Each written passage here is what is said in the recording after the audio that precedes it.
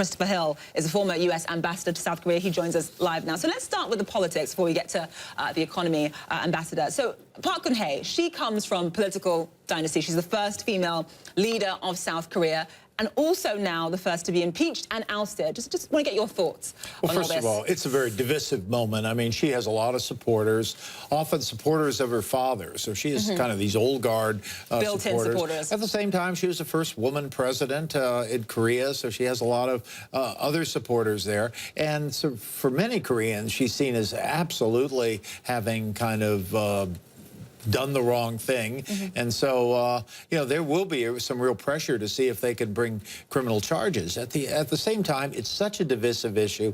I suspect, and it's hard to tell, but I suspect Koreans will get on with the task of finding a new president and will probably not go to the next step and try to put her in jail. Okay, so in terms of finding a new president, the leading candidate, as we just mentioned, let's pull up his picture, jae-in. He's sort of the liberal leader. How do you think his policies, or sort of the sunshine policies with North Korea, just sort of softening its approach to North Korea, if he is elected, if he does become South Korea's next president, how will that affect South Korea's relationship with the United States? Well, he is from this very kind of left-of-center politics. He was the chief of staff to Hyun, the last left-of-center president, who actually threw himself over a cliff and killed himself a few years ago. So people don't look with great nostalgia to the Hyun era. So Moon will have to show that he's his own guy and has a kind of way forward with the country. But that said, traditionally these left-of-center candidates are a little more restrained in their support for the U.S. Because his whole thing is that sanctions haven't worked. Yeah, but I mean, his idea, or the idea of that party, would be to have more engagement with North Korea. And I think a lot of Koreans are very skeptical of it, especially as the North Koreans have been firing off missiles lately, saying really blood-curdling things. And also the murder of Kim Jong-nam in the Kuala Lumpur airport is a reason for pause. So I don't think you're going to see a lot of pro-North Korean perspective, but you will get